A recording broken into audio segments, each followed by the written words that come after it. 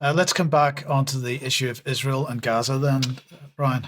Yes, well, I just want to highlight firstly the discussion that Patrick Henningsen and I had about the BBC documentary, Two Girls Shot in Gaza.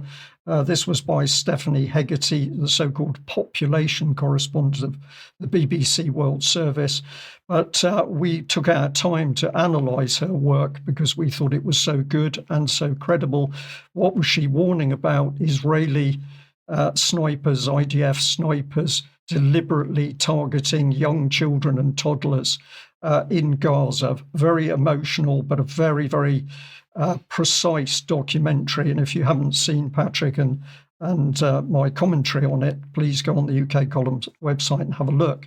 Well, what did I see in the last day? But The Guardian here with an article, The Gaza Family Torn Apart by IDF Snipers from Chicago and Munich. And notice what is happening here.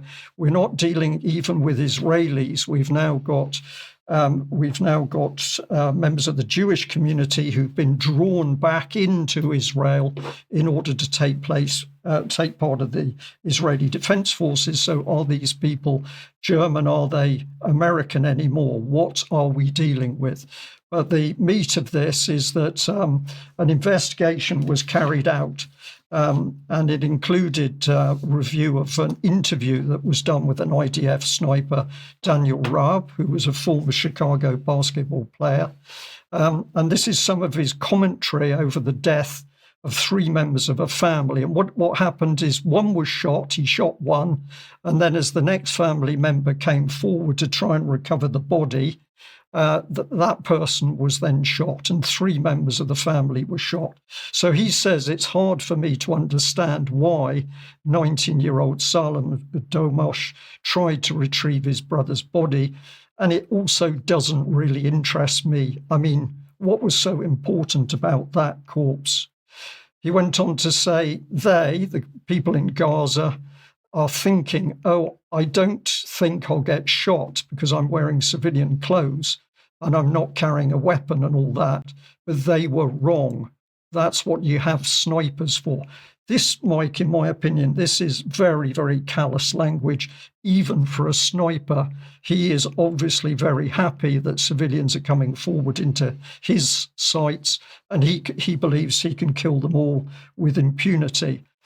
He goes on to say civilians, just kept on coming to try and take these bodies, and I've added, so I took easy shots to kill them. This is really disgusting material, and this is a result of a 5-month investigation. So this is on top of the BBC's own investigation of other cases.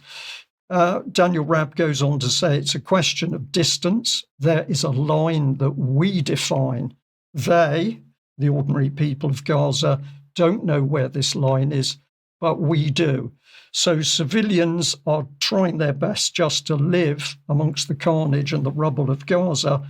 They cross a line of which they are not aware, and an American Israeli sniper simply uses that as his cue to kill them. And he goes on to say that his team killed 105 people during his Gaza deployment. That's really impressive. This to me, this is a war crime. There's no ifs or buts, and the evidence is mounting. If we have a look at other comments in the article, the reporter who interviewed the Gazan family that lost 3 members asked not to be named because Israel has killed at least 189 journalists in Gaza. This is something that's simply not really being discussed on a world scale. And the article went on to say that establishing an invisible security perimeter, then shooting civilians who cross it, has become a common practice in Gaza. Israeli soldiers have testified. So this is not an investigation into one individual. There's a number of people commenting. And the article goes on to say the attacks match a pattern described by a former Israeli reservist who told The Guardian that soldiers he served with in Gaza repeatedly shot unarmed Palestinians trying to collect bodies. And I'll bring back on screen here the the whole question, these are dual nationality individuals. So where does their loyalty lie? Will they think they can kill people in America or Germany in order to protect Israel? We don't know. And are these men committing war crimes on behalf of Israel? If so, they should surely be tried for it. I think this is some of the most disgusting stuff that I've come across, Mike. People dying in explosions and bombings, yeah, particularly bad. But we've got people who are simply being given weapons to go and hunt and shoot children, toddlers, and unarmed people as if it was some sort of sport.